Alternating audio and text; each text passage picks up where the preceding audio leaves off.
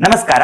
SSLC ಪರೀಕ್ಷೆ 2024ರ ಪರೀಕ್ಷಾ ಸಿದ್ಧತೆಗಾಗಿ ಉಪನಿರ್ದೇಶಕರು ಶಾಲಾ ಶಿಕ್ಷಣ ಇಲಾಖೆ ಬೆಂಗಳೂರು ಉತ್ತರ ವಲಯ ಇವರು ಕೆಲವೊಂದಿಷ್ಟು ಅಭ್ಯಾಸ ಪ್ರಶ್ನೆ ಪತ್ರಿಕೆಗಳನ್ನು ಸಿದ್ಧಪಡಿಸಿರುವಂಥದ್ದು.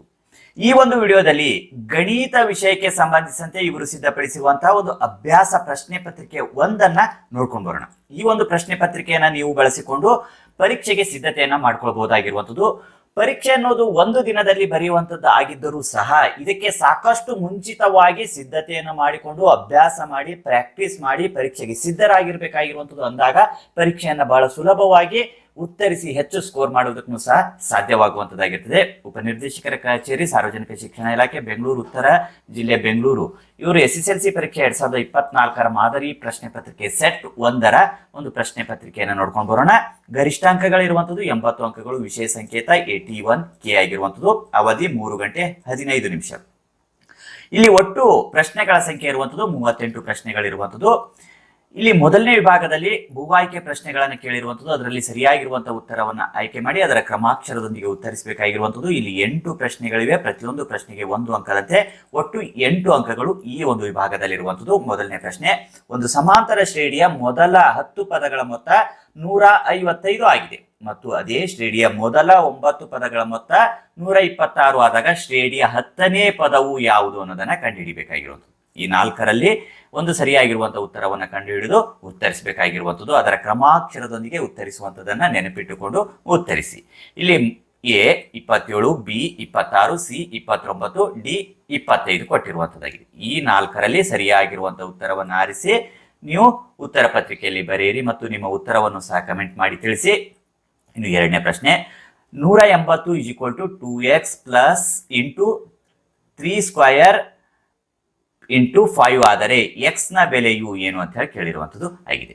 ಇಲ್ಲಿ A1, B2, C3, D4 ಇರುವಂಥದ್ದು ಆಗಿದೆ. ಇನ್ನು ಮೂರನೇ ಪ್ರಶ್ನೆ, 2 ಸೇಬು ಮತ್ತು 1 ಕಿತ್ತಳೆ ಬೆಲೆ 75 ರೂಪಾಯಿ. ಈ ಹೇಳಿಕೆಯನ್ನು ರೇಖಾತ್ಮಕ ಸಮೀಕರಣ ರೂಪದಲ್ಲಿ ವ್ಯಕ್ತಪಡಿಸಿದಾಗ ಅಂತ ಹೇಳಿ ಕೇಳಿರುವಂಥದ್ದಾಗಿದೆ. A x plus y = 75, B x minus y = 75, C minus x plus y = 75, D minus x minus y = 75 ಅಂತ ಇರುವಂಥದ್ದು. ಇನ್ನು ನಾಲ್ಕನೇ ಪ್ರಶ್ನೆ, 2x² plus ax plus 6 = 0 ವರ್ಗ ಸಮೀಕರಣದ ಒಂದು ಮೂಲವು 2 ಆದಾಗ a ನ ಬೆಲೆಯು ಏನು ಅನ್ನೋದು ಬರಿಬೇಕಾಗಿರುವಂಥದ್ದು. A 7, B 8, C -8, D -7 ಇರುವಂಥದ್ದು ಆಗಿದೆ. ಇನ್ನು ಐದನೇ ಪ್ರಶ್ನೆ, ಕೆಳಗೆ ನೀಡಿರುವ ಚಿತ್ರದಲ್ಲಿ AB ವೃತ್ತ ಸ್ಪರ್ಶಕ ಮತ್ತು P ಸ್ಪರ್ಶ ಬಿಂದು ಆದಾಗ OPA ಬೆಲೆಯು ಏನು ಅಂತ ಹೇಳಿ ಕೇಳಿರುವಂಥದ್ದು ಆಗಿದೆ. ಇಲ್ಲಿ ನೋಡಿ ಚಿತ್ರವನ್ನು ಕೊಟ್ಟಿರುವಂಥದ್ದನ್ನು ನೀವು ಗಮನಿಸ್ತಾ ಇದ್ರೆ AB, ಇಲ್ಲಿ P ಇರುವಂಥದ್ದು, ವೃತ್ತ ಇರುವಂಥದ್ದು, O ಇರುವಂಥದ್ದು. ಇಲ್ಲಿ A 60 degree, B 0 degree, C 180 degree, D 90 degree ಇರುವಂಥದ್ದು ಆಗಿದೆ. ಇನ್ನು ಆರನೇ ಪ್ರಶ್ನೆ, ಒಂದು ಶಂಕುವಿನ ಭಿನ್ನಕದ 2 ಪಾದಗಳ ತ್ರಿಜ್ಯವು 32 ಸೆಂಟಿಮೀಟರ್ ಮತ್ತು 20 ಸೆಂಟಿಮೀಟರ್ ಆಗಿದೆ. ಅದರ ಓರೆ ಎತ್ತರ 10 ಸೆಂಟಿಮೀಟರ್ ಆದರೆ ಅದರ ಪಾರ್ಶ್ವ ಮೇಲ್ಮೈ ವಿಸ್ತೀರ್ಣವು ಎಷ್ಟು ಅಂತ ಹೇಳಿ ಕೇಳಿರುವಂಥದ್ದು. ಇಲ್ಲಿ A 240 ಪೈ ಸೆಂಟಿಮೀಟರ್ ಸ್ಕ್ವಯರ್ ಇರುವಂಥದ್ದು. ಇಲ್ಲಿ B 260 pi centimetre square, C 410 pi centimetre square, ಇಲ್ಲಿ D 520 ಪೈ ಸೆಂಟಿಮೀಟರ್ ಸ್ಕ್ವಯರ್ ಇರುವಂಥದ್ದು ಆಗಿದೆ. ಇಲ್ಲಿ ಏಳನೇ ಪ್ರಶ್ನೆ, ಇಲ್ಲಿ ಒಂದು ತ್ರಿಭುಜ ಕೊಟ್ಟಿರುವಂಥದ್ದು. ABC ಯಲ್ಲಿ ಕೋನ ABC = 90 ಡಿಗ್ರಿ ಆದರೆ ಇದಕ್ಕೆ ಸಂಬಂಧಿಸಿದಂತೆ ಈ ಕೆಳಗಿನವುಗಳಲ್ಲಿ ಸರಿಯಾದ ಹೇಳಿಕೆ ಅಂತ ಹೇಳಿ ಕೇಳಿರುವಂಥದ್ದು ಆಗಿದೆ. ಸರಿಯಾದ ಹೇಳಿಕೆ ಯಾವುದು ಅನ್ನೋದನ್ನ ಉತ್ತರಿಸಬೇಕಾಗಿರುವಂಥದ್ದು.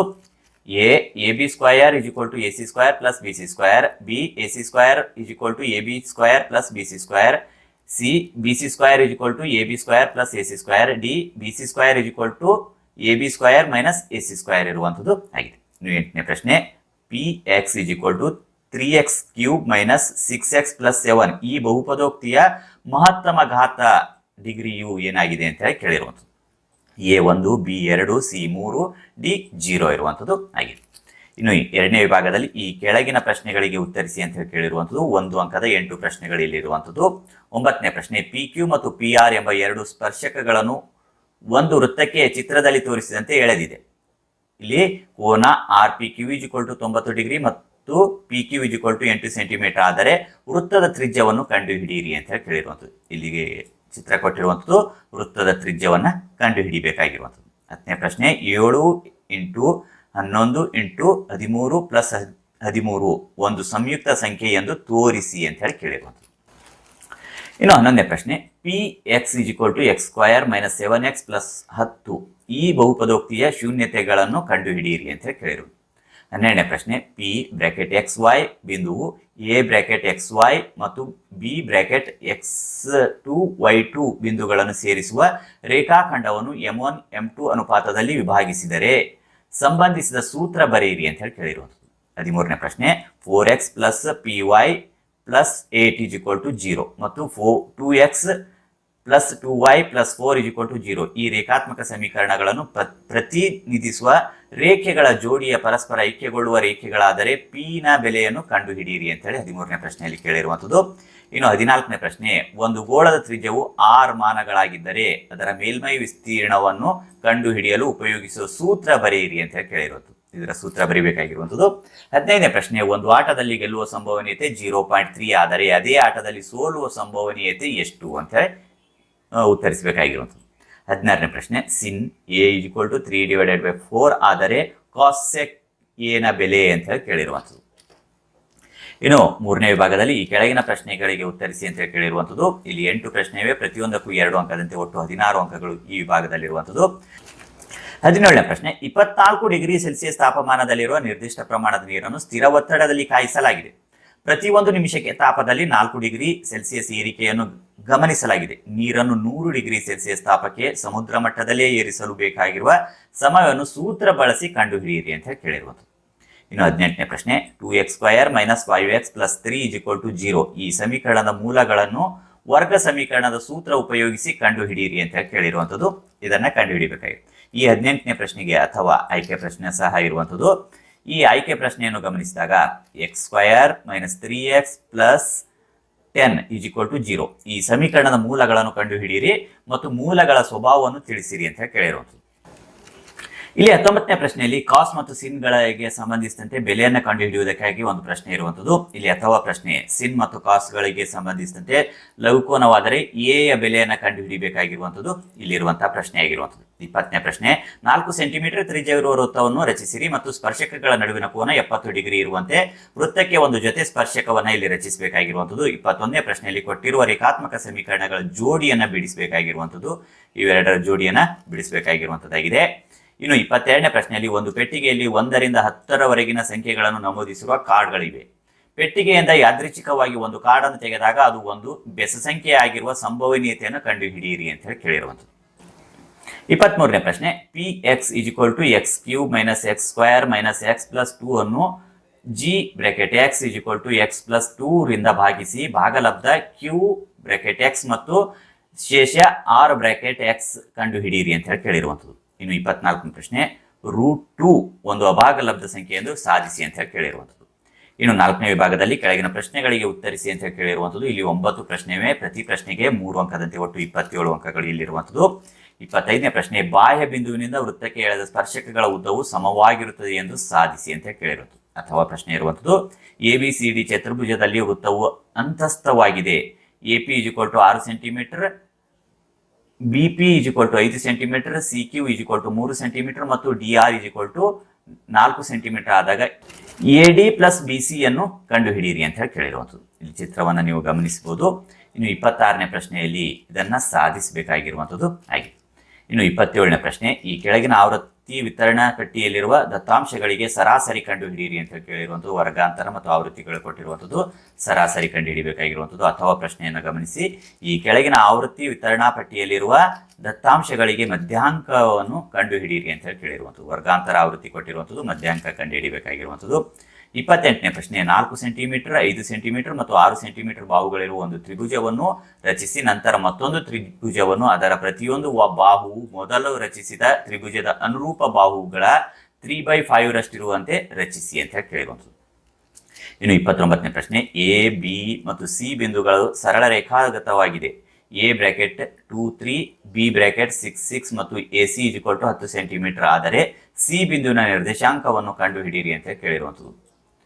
ಇನ್ನು ಅಥವಾ ಪ್ರಶ್ನೆ ಕೊಟ್ಟಿರುವಂಥದ್ದು ಚಿತ್ರದಲ್ಲಿ ತ್ರಿಭುಜ ABCಯ ಶೃಂಗಗಳು A bracket 2 2, B bracket 6 6, C bracket 4 2 ಆಗಿದೆ. ಬಿ ಡಿ ಲಂಬ AC ಆದಾಗ ಆ ತ್ರಿಭುಜದ ಎತ್ತರ BD ಯ ಉದ್ದವನ್ನು ಕಂಡುಹಿಡಿಯಿರಿ ಅಂತ ಕೇಳಿರುವಂಥದ್ದು. ಇಲ್ಲಿ ಉದ್ದವನ್ನು ಕಂಡುಹಿಡಿಯಬೇಕಾಗಿರುವಂಥದ್ದು, BD ಯ ಉದ್ದ ಕಂಡುಹಿಡಿಯಿರಿ ಅಂತ ಕೇಳಿರುವಂಥದ್ದು. ಇನ್ನು 30ನೇ ಪ್ರಶ್ನೆ, ಒಂದು ಆಯತದ ಸುತ್ತಳತೆ 40 ಸೆಂಟಿಮೀಟರ್ ಮತ್ತು ಅದರ ವಿಸ್ತೀರ್ಣವು 96 ಸೆಂಟಿಮೀಟರ್ ಆದರೆ ಆಯತದ ಉದ್ದ ಹಾಗೂ ಅಗಲವನ್ನು ಕಂಡುಹಿಡಿಯಿರಿ ಅಂತ ಕೇಳಿರುವಂಥದ್ದು. ಇನ್ನು 31ನೇ ಪ್ರಶ್ನೆ, ಚಿತ್ರದಲ್ಲಿ ಕೇಂದ್ರ O ವೃತ್ತ ಕೇಂದ್ರ ಮತ್ತು OAB ಒಂದು ಸಮಬಾಹು ತ್ರಿಭುಜವಾಗಿದೆ. M ಮತ್ತು N ಕ್ರಮವಾಗಿ OA ಮತ್ತು OBಗಳ ಮಧ್ಯಬಿಂದುಗಳಾಗಿವೆ. ತ್ರಿಭುಜ OAB ಯ ವಿಸ್ತೀರ್ಣ 49√3 ಸೆಂಟಿಮೀಟರ್ ಸ್ಕ್ವೇರ್ ಮತ್ತು MXN ಕಂಸದ ಉದ್ದ 44 ಸೆಂಟಿಮೀಟರ್ ಇದೆ.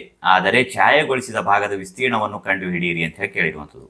ಈ ಛಾಯೆಗೊಳಿಸಿರುವಂತಹ ಭಾಗದ ವಿಸ್ತೀರ್ಣ ಕಂಡುಹಿಡಿಯಬೇಕಾಗಿರುವಂಥದ್ದು. ಇನ್ನು ಅಥವಾ ಪ್ರಶ್ನೆ ಇರುವಂಥದ್ದು, ಚಿತ್ರದಲ್ಲಿ O ವೃತ್ತ ಕೇಂದ್ರದ ಮತ್ತು 3 ತ್ರಿಜ್ಯಾಂತರ ಖಂಡ ಮತ್ತು 7 ಸೆಂಟಿಮೀಟರ್ ತ್ರಿಜ್ಯಾಂತರ ಆದರೆ ಕೋನಗಳು ಕ್ರಮವಾಗಿ 60 ಡಿಗ್ರಿ, 80 ಡಿಗ್ರಿ, 40 ಡಿಗ್ರಿ ಆದರೆ ಛಾಯೆಗೊಳಿಸಿದ ಭಾಗದ ವಿಸ್ತೀರ್ಣವನ್ನು ಕಂಡುಹಿಡಿಯಿರಿ ಅಂತ ಕೇಳಿರುವಂಥದ್ದು ಆಗಿದೆ.